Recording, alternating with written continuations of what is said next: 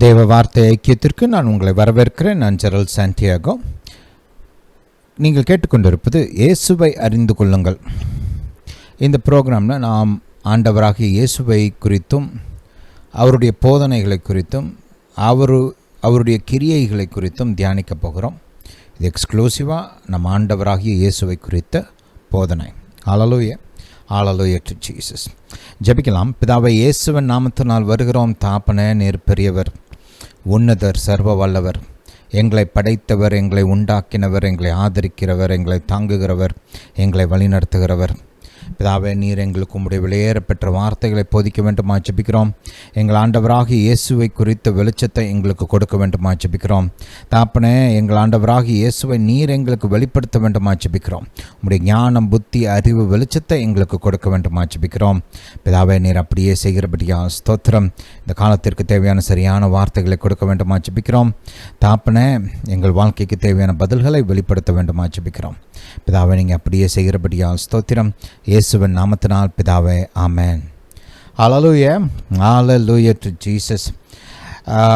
போன வாரம் நாம் ஆண்டவராக இயேசு எப்படி நித்திய தேவனாக இருக்கிறார் அப்படின்றதை குறித்து பார்த்தோம்.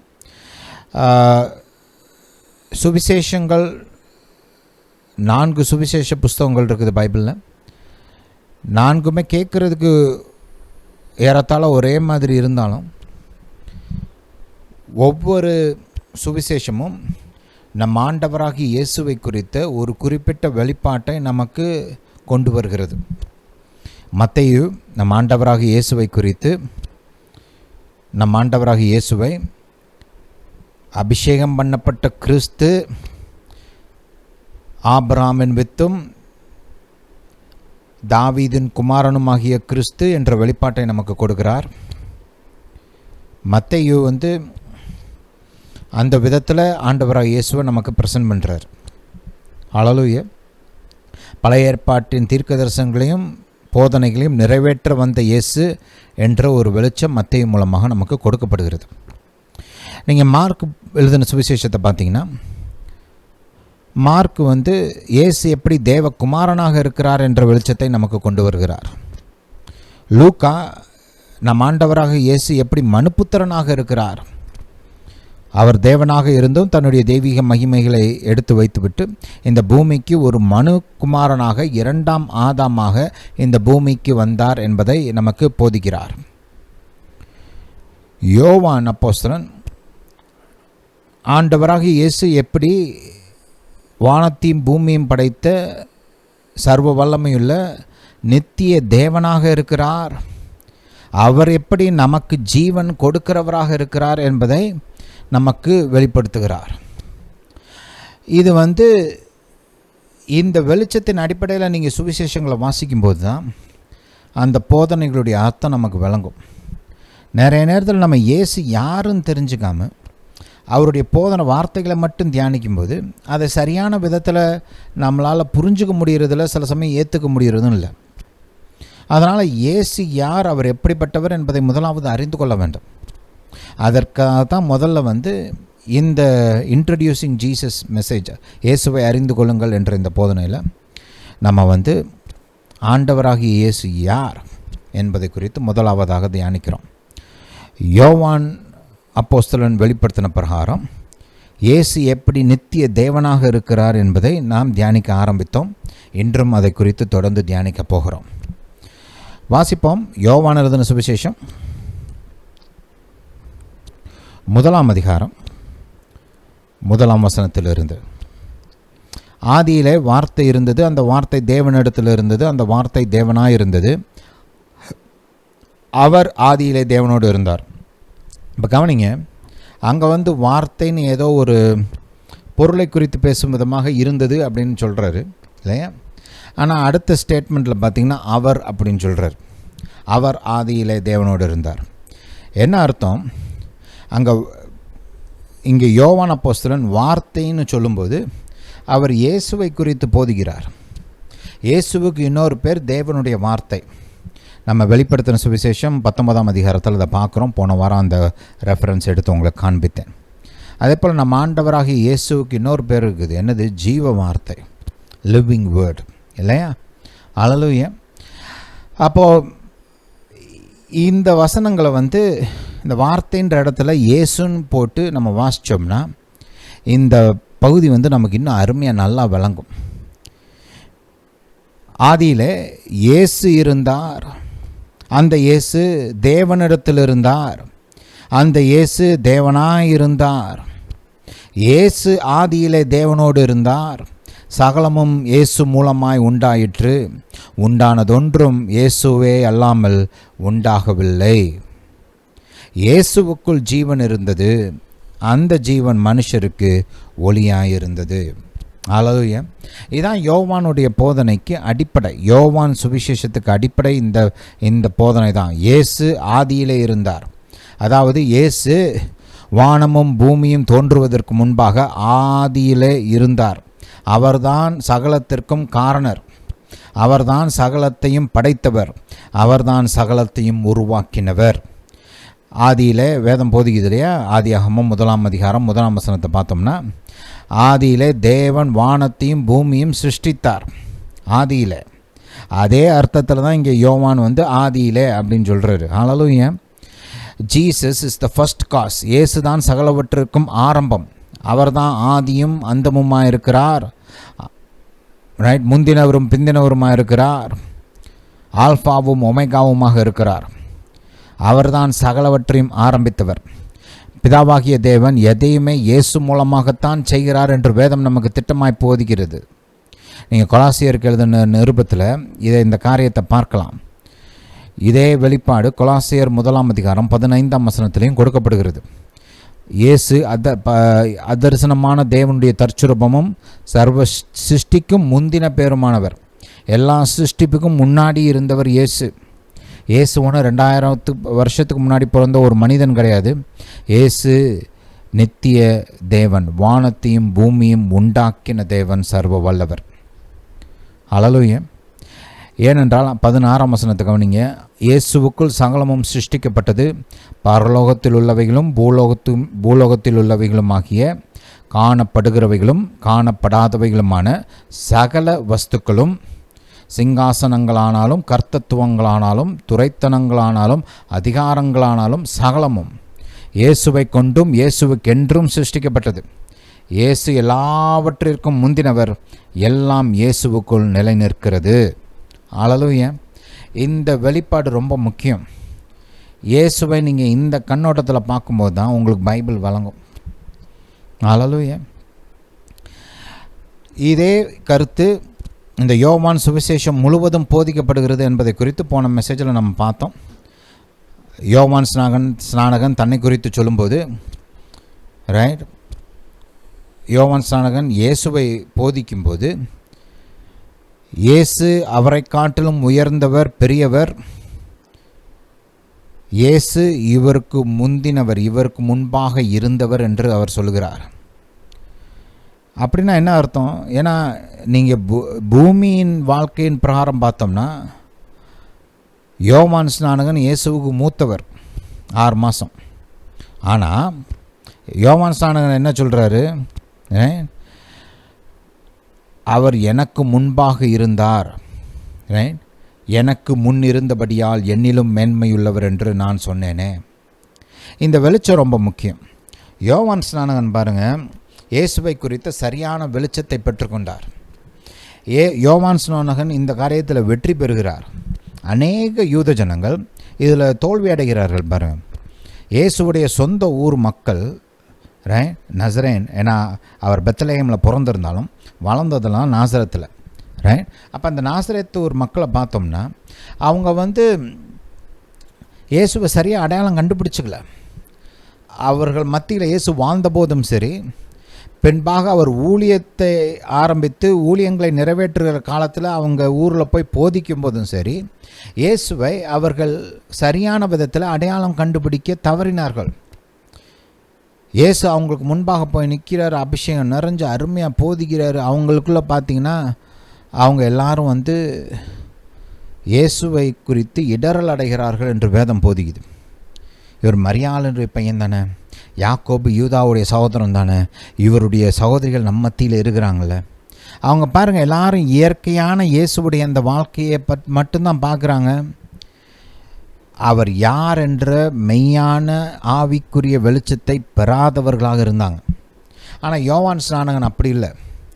அவர் பார்த்திங்கன்னா, அவர் கர்ப்பத்தில் இருக்கும்போதே மரியாளுடைய சத்தத்தை கேட்டு துள்ளி குதித்தவர். ஏன்னா இயேசுடைய அம்மா வந்திருக்கிறாங்க. ஏன்னா மரியாள் அப்போ பேசும்போது இயேசு மரியாளுடைய கர்ப்பத்தில் இருந்தார். ஹல்லேலூயா.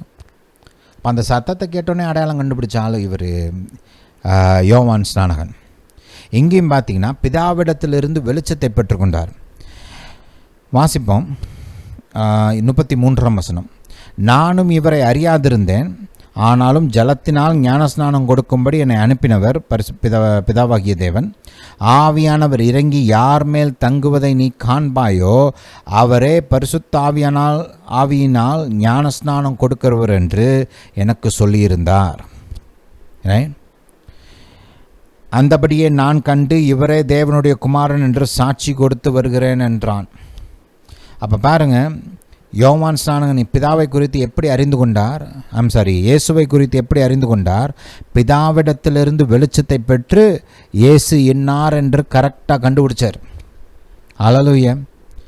இதே விதமாக தான் நம்ம பார்க்குறோம். நாசரேத்தூர் மக்கள் மட்டும் இல்லை, இஸ்ரவேலில் அநேகம் பேர் இயேசுவை சரியான விதத்தில் அடையாளம் கண்டுபிடிக்கவில்லை. உதாரணத்துக்கு மத்தேயு 16ஆம் அதிகாரத்தில் பார்த்தோம்னா, இயேசு கேட்குறார், மக்கள்லாம் என்ன யாருன்னு சொல்கிறாங்கப்பா அப்படின்னு கேட்குறாரு. அப்போ அவர் கேட்கும்போது என்ன சொன்னாங்களாம்? ஒரு சிலர் இயேசு யோவான் ஸ்நானகன் என்று சொன்னாங்களாம். இதுக்கு கூத்தாக இருக்குது இல்லையா? ஏன்னா இயேசுவும் யோவானும் ஒரே காலத்தில் வாழ்ந்த ஆட்கள், வெவ்வேறு ஆட்கள். அப்படி இருக்கிறப்ப இயேசுவை யோவான் ஸ்நானகன் அவங்க எதை வச்சு சொன்னாங்கன்னு தெரில. ஒரு சிலர்லாம் அந்த மாதிரி ஒரு மாதிரி சூப்பர்ஸ்டிஷியஸ் கைண்டு பாருங்க. ஏரோது அரசன் கூட நான் கொன்ற யோவான் ஸ்நானகன் திரும்பவும் உயிரோடு வந்துட்டார், அதனால தான் இயேசுடைய வாழ்க்கையில் இப்படிலாம் அற்புதம் நடக்குதுன்னெலாம் சொன்னார் இல்லையா? ஆனால் அது ஆப்வியஸ்லி இட் இஸ் ராங். அது தவறான ஒரு கருத்து. அடுத்து பார்த்திங்கன்னா, சிலர் எலியா என்றும் சிலர் எரேமியா என்றும் அல்லது தீர்க்கதரிசிகளில் ஒருவர் என்றும் சொல்லுகிறார்கள் என்றார்கள். அப்போ ஒவ்வொருத்தரும் ஒவ்வொரு மாதிரி சொல்கிறாங்க. இப்போ எலியான்னு சொல்கிறதுக்கு அட்லீஸ்ட் ஒரு பிப்ளிக்கல் ப்ரெமிஸ் இருக்குது. அதாவது வேதாம பிரகாரம் ஒரு ஒரு ஒரு ஒரு ஒரு ஹிண்ட் இருக்குது. இவங்க தப்பாக புரிஞ்சுக்கிட்டாங்க. ஏன்னா எலியா இயேசு கிடையாது, யோவான் ஸ்நானகன். அட்லீஸ்ட் அவங்க எலியான்னு யோசிக்கிறதுக்கு ஒரு காரணம் இருக்குது. ஏன்னா எலியா நிறையா அற்புதங்களை செஞ்சார். முதல்ல எலியா வருவார்னு போட்டிருக்குது பைபிளில் மெசியாவுக்கு முன்பாக. அதனால் இவர் ஒருவேளை எலியாவாக இருக்கலாம் அப்படின்ற ஒரு கருத்துக்கு அட்லீஸ்ட் ஏதோ ஒரு அடிப்படை இருக்குது. தவறான அடிப்படை, இவங்க தவறாக புரிஞ்சுக்கிட்டாங்க அதை. ஆனால் அட்லீஸ்ட் ஒரு ரீசன் இருக்குது இல்லையா? ஆக்சுவல் எலியா யாருன்னு பார்த்தோம்னா, எலியாவின் வல்லமையில் அந்த யோவான் ஸ்நானகனை தான் வேதம் மெசியாவுக்கு முன்பாக வருகிற எலியா அப்படின்னு போதிக்குது இல்லையா? இங்கே ஏசப்பா பாருங்கள், வேற ஒரு தீர்க்கதரிசின்னு வேறு சொல்கிறாங்க. அதுக்கு பிப்ளிக்கலாக எந்த ஒரு அடிப்படையும் கிடையாது, பைபிளில் எந்த அடிப்படையுமே கிடையாது.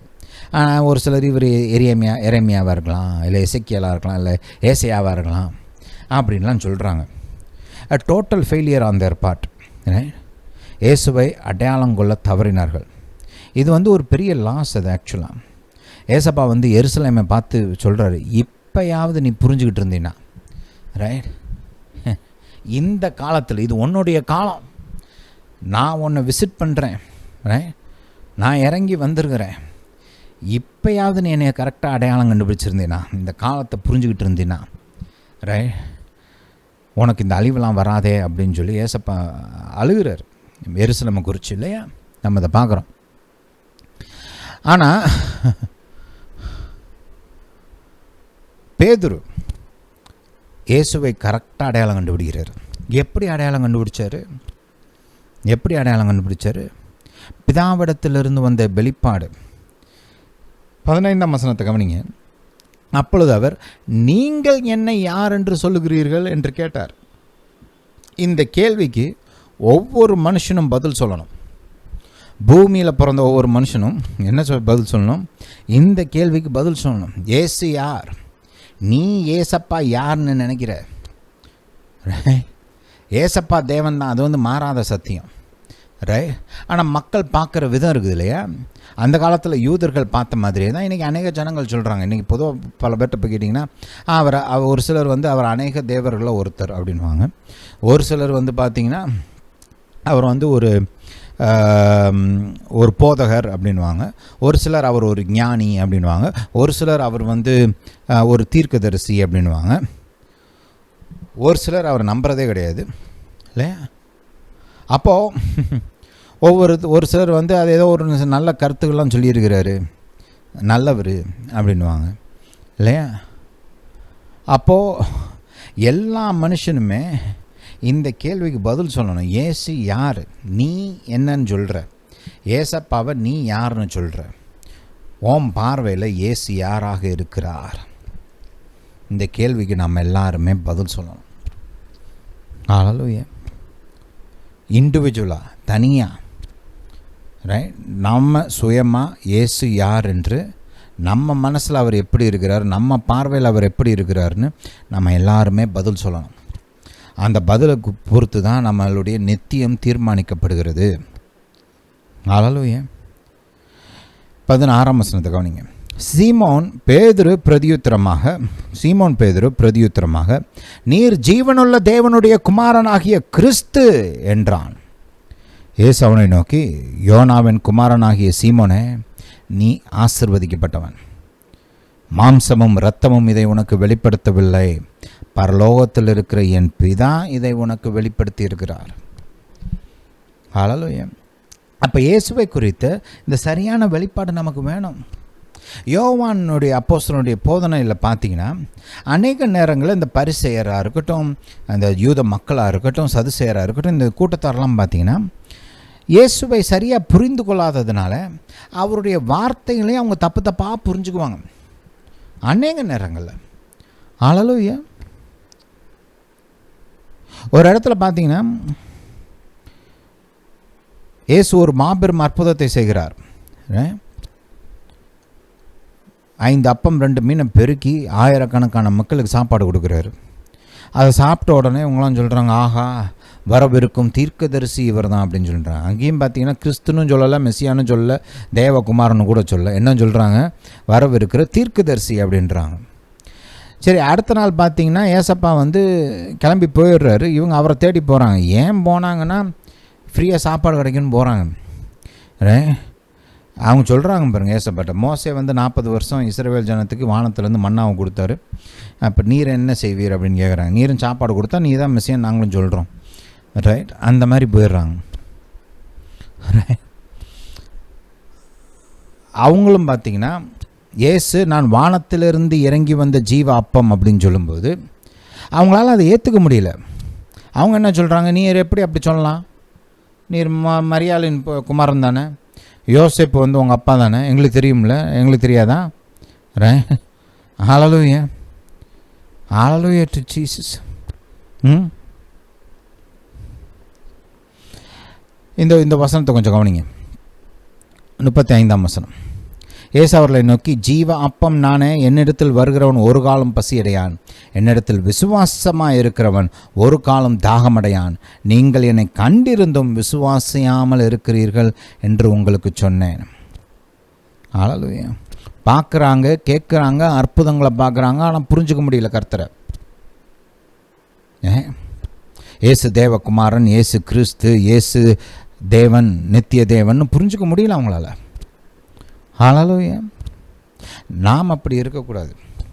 அதுக்காகத்தான் இந்த போதனை. நாம் இயேசுவை நித்திய தேவன் என்று அடையாளம் கண்டுபிடித்து கொள்ள வேண்டும். போன வாரம் இந்த இடத்துல முடித்தோம். ஆனால் அந்த காரியத்தை கொஞ்சம் திரும்பவும் கவனிப்போம். அவசரப்பட வேண்டாம். நம்ம ஒன்றும் அர்ஜென்ட்டாக எதையும் கவர் பண்ணணும்லாம் பண்ணலை. தேவ வார்த்தையை டைம் எடுத்து இயேசுவை குறித்து தியானித்து கொண்டு இருக்கிறோம். இங்கே பார்த்தீங்கன்னா இயேசு வெளிப்படுத்தின சுவிசேஷத்தில் தன்னை அறிமுகப்படுத்துகிறார். அறிமுகப்படுத்தும் போது பாருங்கள் எப்படி சொல்கிறாருன்னா, இருக்கிறவரும் இருந்தவரும் வருகிறவருமாகிய சர்வ வல்லமையுள்ள கர்த்தர், நான் ஆல்பாவும் ஒமேகாவும் ஆதியும் அந்தமுமாய் இருக்கிறேன் என்று திருவுளம்பம் பற்றுகிறார். ஹல்லேலூயா.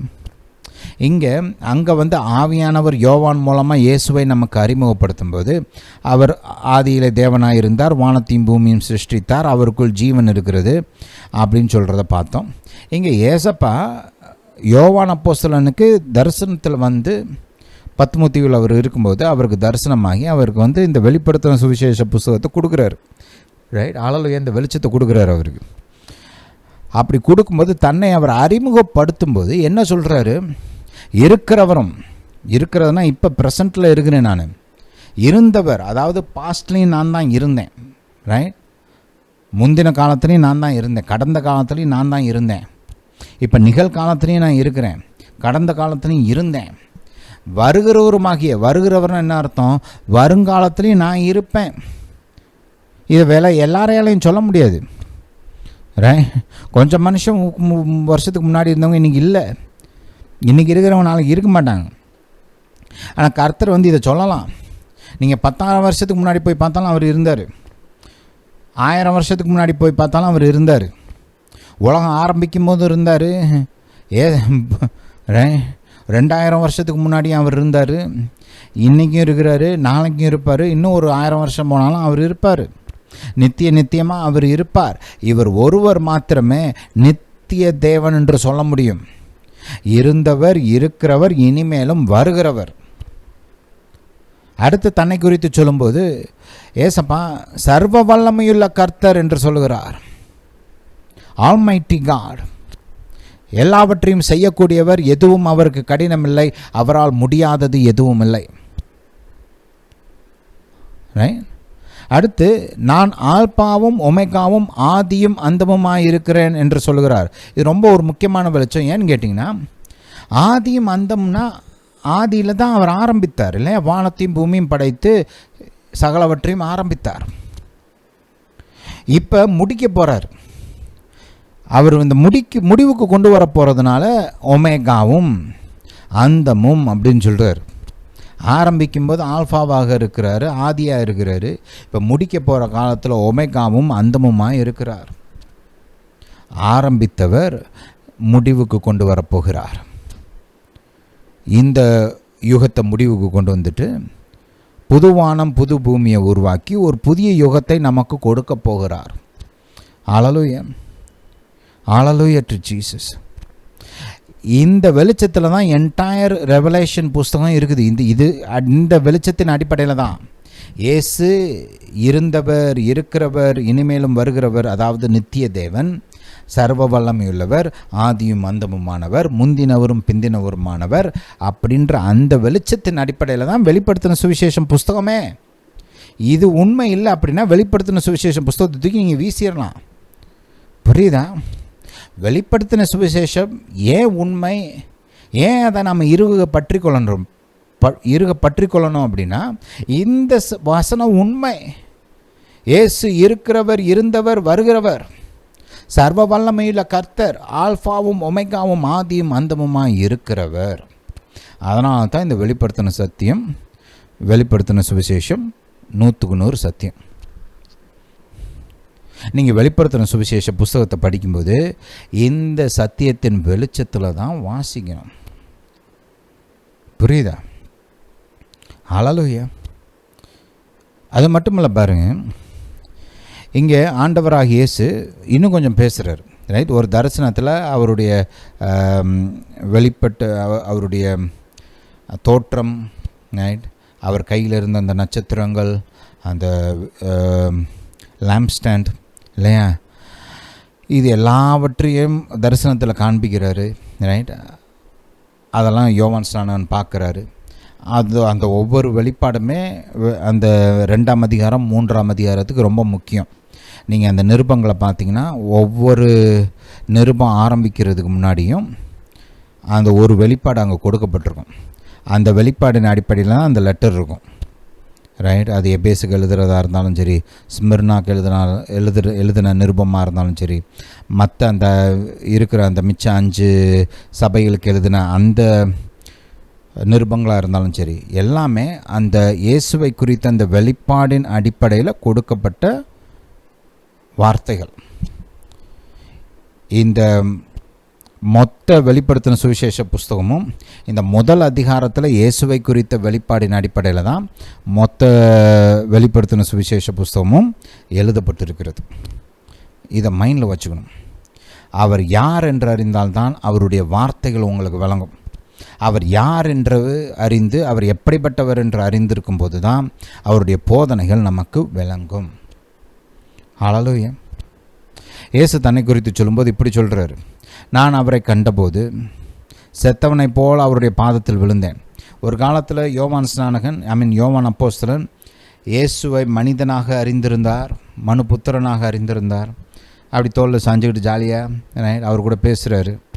ஆனால் இப்போ ஏசப்பா சர்வ வல்லமையுள்ள தேவனாக ஆல்ஃபாவும் ஒமேகாவுமாக யோவான் அப்போஸ்தலனுக்கு தரிசனம் கொடுத்துருக்கிறார். பார்த்தோன்னே நடுங்கி போய் கீழே விழுந்துடுறாரு. ஹல்லேலூயா. ஏன் அந்த மகிமையை பார்த்த உடனே செத்தவனைப் போல் அவருடைய பாதத்தில் விழுந்தேன். புரியுதா? வித்தியாசம் தெரியுதா? அப்பொழுது அவர் தம்முடைய வலது கரத்தை என்மேல் வைத்து என்னை நோக்கி, பயப்படாதே, நான் முந்தினவரும் பிந்தினவரும் உயிருள்ளவருமாயிருக்கிறேன். இயேசு 2000 வருஷத்துக்கு முன்னாடி பிறந்து மரித்த ஒரு மனிதன் கிடையாது. வந்தார், பூமிக்கு வந்தார். ஆதியிலே வானத்தையும் பூமியும் படைத்த தேவன் 2000 வருஷங்களுக்கு முன்பாக மனுக்குலத்தை மீட்கும்படி பூமிக்கு மனிதனாக வந்தார். சிலுவையில் மரித்தார். ஆனால் மரித்த அப்படியே அவர் கதை முடியல. மறுபடியும் உயிரோடு எழும்பினார். இன்று அவர் உயிருள்ளவராயிருக்கிறார். அடுத்த வசனத்தில் கவனிங்க, 18, மரித்தேன் ஆனாலும் இதோ சதா காலங்களிலும் என்றென்றைக்கும் உயிரோடு இருக்கிறேன். ஹல்லேலூயா. இது முக்கியம். ஏன்னா இயேசுடைய உயிர்த்தெழுதல் தான் நம்முடைய உயிர்த்தெழுதலுக்கு அடிப்படை இல்லையா? இயேசு உயிரோடு எழும்பலைன்னா நம்மளாலையும் உயிரோடு எழும்ப முடியாது. அவருடைய அந்த உயிர்த்தெழுதல் தான் நம்முடைய உயிர்த்தெழுதலுக்கு வழிவகுத்தது. இந்த சத்தியம் இல்லைன்னா அந்த வெளிப்படுத்தின சுவிசேஷ புஸ்தகம் அவ்வளோதான், அதோடைய அஸ்திபாரமே ஆட்டம் கண்டு போயிடும். அதனால தான் இயேசுவை இந்த மாதிரி நம்ம புரிஞ்சுக்கணும். அவர் மரித்தார், ஆனால் மரித்தவராகவே அப்படியே காணாமல் போகலை. உயிரோடு எழும்பினார், சதா காலங்களுக்கும் உயிரோடு இருப்பார். அடுத்து சொல்கிறார் பாருங்க, நான் மரணத்திற்கும் பாதாளத்திற்கும் உரிய திறவுகோள்களை உடையவராயிருக்கிறேன். அதனால தான் பாதாளத்தில் இருந்தவங்கள்லாம் அவர் பரத்துக்கு கூட்டிகிட்டு போகிறாரு. ஹல்லேலூயா. நம்ம பார்க்குறோம், ஒரு காலத்தில் பழைய ஏற்பாட்டு பரிசுத்தவான்கள்லாம் பூமிக்கு அடியில் பரதேசம்ன்ற ஒரு இடத்துல இருந்தாங்க, ஆபிரகாமின் மடி என்று அழைக்கப்பட்ட ஒரு இடத்துல. ஆனால் இயேசு உயிரோடு இருந்ததுக்கப்புறம் அவங்க எல்லாத்தையும் கூட்டிகிட்டு போகிறார் பரலோகத்துக்கு. ஹல்லேலூயா. ஏன்னா இப்போ அவர் கையில் திறவுகோல் இருக்குல்ல, அவர் தான் மரணத்தையும் பாதாளத்தையும் வென்றவர். அவர் மூலமாகத்தான் நமக்கும் மரணத்தின் மீதும் ஜெயம் உண்டாக போகிறது. நாமும் உயிரோடு கூட எழும்ப போகிறோம். ஹல்லேலூயா. Hallelujah to Jesus. அப்போ கவனிங்க, இயேசு யார் என்ற வெளிச்சத்தில் தான் அவருடைய போதனைகளை நாம் சரியாக விளங்கி கொள்ள முடியும். யோவான் எழுதின சுவிசேஷத்திலேயே பார்த்தீங்கன்னா 6ஆம் அதிகாரத்தில் அவருடைய போதனைகளை கேட்டுட்டு, ஒரு சில போதனைகளை கேட்டுட்டு புரிஞ்சிக்க கஷ்டமாக இருக்குதுன்னு சொல்லிட்டு நிறைய பேர் அவரை விட்டுட்டு விலகி போயிடுறாங்க. ஏன்னா அவங்க யாருக்குமே இயேசு தேவன், தேவகுமாரன் அப்படின்ற அந்த ஒரு வெளிச்சம் இல்லாததுனால ஒரு சில கடினமான போதனைகள், அதை இவங்களுக்கு புரிஞ்சுக்கிறது கடினமான அந்த போதனையை கேட்ட உடனே அவரை விட்டுட்டு போகிறதுக்கு ஆயத்தமாக இருக்கிறாங்க. ஏன்னா அவங்க ஃபவுண்டேஷன் சரியில்லை பாருங்க. அவங்களுக்கு ஃபவுண்டேஷனாக இயேசு யார் அப்படின்ற அந்த வெளிச்சம் இல்லை. ஆனால் இங்கே பேதுருவெல்லாம் பார்க்குறோம், அவர் அசையாமல் அப்படியே ஸ்ட்ராங்காக நிற்கிறாரு. இவருக்கும் புரியலை இயேசு என்ன சொல்கிறாருன்னு. பேதுருவுக்கும் விளங்கலைங்க. அவங்களுக்கெல்லாம் விளங்கலை, இவருக்கு மட்டும் விளங்கிருச்சுன்னு இல்லை, இவருக்கும் விளங்கலை. ஆனால் இவருக்கு ஒரு வெளிச்சம் இருக்கிறது. என்ன வெளிச்சம்? ஏசப்பா கேட்குறாரு, எல்லோரும் போக ஆரம்பித்த உடனே, ஏன்பா நீங்கள் எல்லோரும் போக போகிறீங்களா அப்படின்னு அந்த 12 அப்போஸ்தலர்களை பார்த்து கேட்குறாரு. 67 வசனத்தை கவனிங்க, யோவான் 6:67. அப்பொழுது இயேசு 12 நோக்கி, நீங்களும் போய்விட மனதாக இருக்கிறீர்களோ என்றார். சீமோன் பேதுரு அவருக்கு பிரதியுத்தரமாக, ஆண்டவரே, இயேசு பேதுரு இங்கே மற்றவர்களை போல் தீர்க்கதரிசியே அப்படின்னு சொல்ல இல்லை, ஒரு சிலர் நான் மரியாதை இல்லாமல் பேசுகிறேன். நீர் யார், நீர் சொல்கிறத நாங்கள் என்னத்துக்கு நம்பணும் அப்படின்லாம் கேட்குறாங்க இல்லையா? நீர் என்ன தீர்க்கதரிசியா, நீர் யார், நீ யார் அப்படின்னு, நீர் யார் அப்படின்னு கேட்குறாங்க. அரே ஆனால் பேதுரு அப்படி சொல்லல. பேதுரு ஆன்சர் ஆரம்பிக்கிற விதத்திலே பாருங்கள், வெளிச்சம் தெரியுது இல்லையா? பேதுரு அவருக்கு பிரதித்திரமாக, ஆண்டவரே யாரிடத்தில் போவோம், நித்திய ஜீவ வசனங்கள் உம்மிடத்தில் உண்டே. இயேசு இதே யோவான் சுவிசேஷத்தில் சொல்கிறாரு, பிதாவுக்கு உள்ள எப்படி ஜீவன் இருக்குதோ அதே போல் இயேசுக்குள்ளும் ஜீவன் இருக்குது, எனக்கு விருப்பமானவங்களுக்கு அதை கொடுக்க முடியும்ன்றார். ஹல்லேலூயா. நம்ம பார்க்குறோம்ல, யோவான் 1:4 இயேசுவுக்குள் ஜீவன் இருக்கிறது, அந்த ஜீவன் மனுஷருக்கு வெளிச்சமாக இருக்கிறது இல்லையா? அப்போ பேதுருக்கு இது விளங்குது பாருங்கள். விளங்குனதுனால அதை சொல்கிறாரு, நித்திய ஜீவ வசனங்கள் உம்மிடத்தில் உண்டே. வேறு எங்கே போக முடியும், வேறு யார் இது எங்களுக்கு கொடுக்க முடியும்? நீர் தான் எங்களை படைத்தீர், நீர் தான் படைத்த தேவன், நீர் தான் நித்திய ஜீவனை கொடுக்குற தேவன், நித்திய ஜீவனை கொடுக்கக்கூடிய வார்த்தைகள் உம்மிடத்தில் தான் இருக்கிறது, வேறு யார்கிட்ட நாங்கள் போகிறது? புரியாட்டினாலும் உங்கள் கூட தான் இருப்பேன்ட்டு உக்காந்துறாரு. ஹல்லேலூயா, ஹல்லேலூயா டு ஜீசஸ். அடுத்து சொல்கிறாரு பாருங்க, நீர் ஜீவனுள்ள தேவனுடைய குமாரனாகிய கிறிஸ்து என்று நாங்கள் விசுவாசித்தும் அறிந்தும் இருக்கிறோம். தெளிவாக எங்களுக்கு தெரியும், நீர் தான் கிறிஸ்து, நீர் தான் ஜீவனுள்ள தேவனுடைய குமாரன், நல்லா தெரியும் எங்களுக்கு. தெரிஞ்சதுனால ஒரு சில போதனைகள் இவங்களுக்கு புரியாட்டினா கூட, கேட்குறது கொஞ்சம் கஷ்டமாக இருந்தால் கூட இருக பிடிச்சிக்கிறாங்க, எங்கேயும் விட்டுட்டு போக மாட்டேன்றாங்க. ஹல்லேலூயா. ஆனால் மற்றவங்களாம் பாருங்கள், இந்த வெளிச்சம் இல்லாததுனால ஏதோ ஒரு இடரல் வந்துருச்சு, இப்போ நசரேத்தூர் காரவங்க மாதிரி ஏதோ ஒரு இடரல் வந்துருச்சுன்னு அவரை கொல்றதுக்கு ட்ரை பண்ணுறாங்க. சில சமயம் மரியாதை இல்லாமல் பேசுகிறாங்க.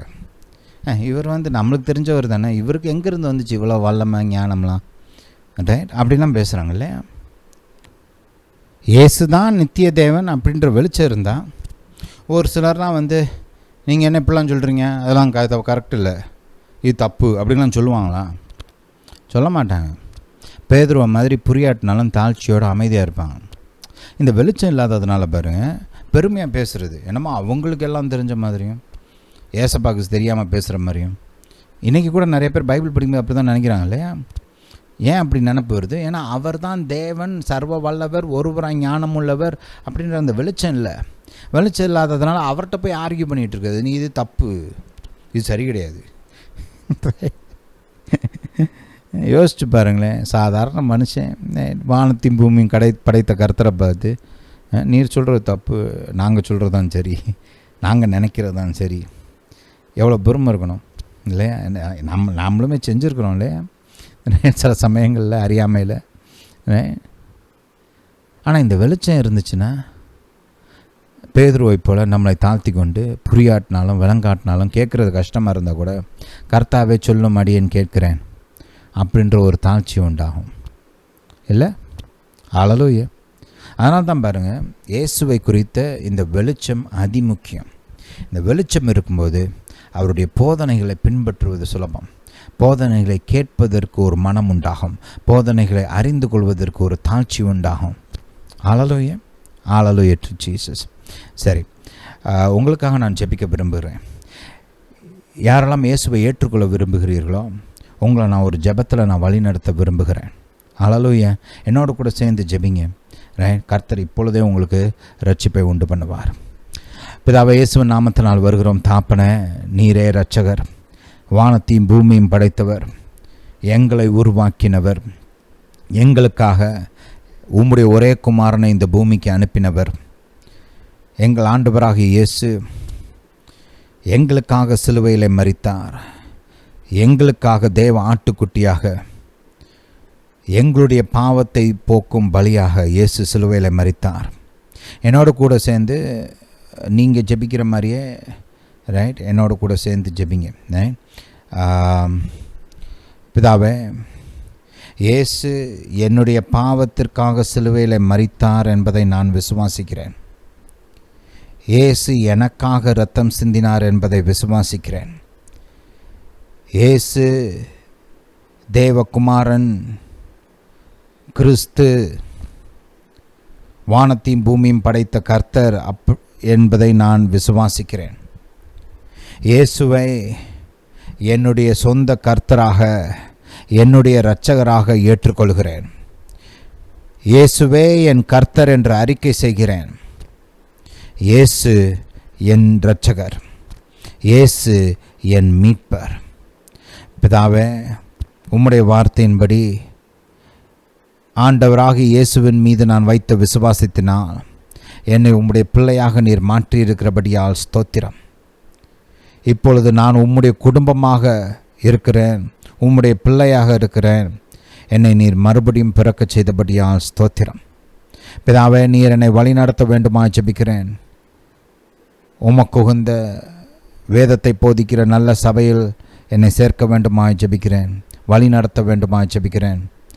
பிதாவே, இயேசுவுக்குள் நான் பலப்பட, வளர, இயேசுவின் பாதையில் நடக்க எனக்கு உதவி செய்யுங்க. பிதாவே, நீங்கள் அப்படியே செய்கிறபடியால் ஸ்தோத்திரம். இயேசுவின் நாமத்தினால் பிதாவே, ஆமென். கவனிங்க, இந்த ஜெபத்தை நீங்கள் மனசுலேருந்து செஞ்சுருந்தீங்கன்னா நீங்கள் மறுபடியும் பிறந்திருக்கிறீங்க, தேவனுடைய பிள்ளையாக மாறி இருக்கிறீங்க. கர்த்தர் உங்களை வழி நடத்துவார். டெய்லி பைபிளை படிங்க, கர்த்தர் கூட பேசுங்க, இயேசுவின் நாமத்தில் ஜெபிங்க. ஹல்லேலூயா. கர்த்தரோடு கூட பேசுங்க. அதான் ஜெபம்.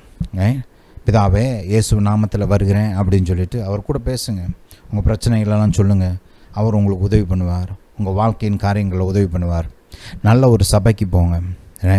லோக்கலில், உங்கள் ஏரியா, உங்கள் ஊரில் ஆவியானவருடைய உதவியோட கர்த்தாவே என்னை வழி நடத்துங்க, நல்ல சபை கூட்டி போங்கன்னு கேட்டு ஒரு நல்ல சபைக்கு போங்க.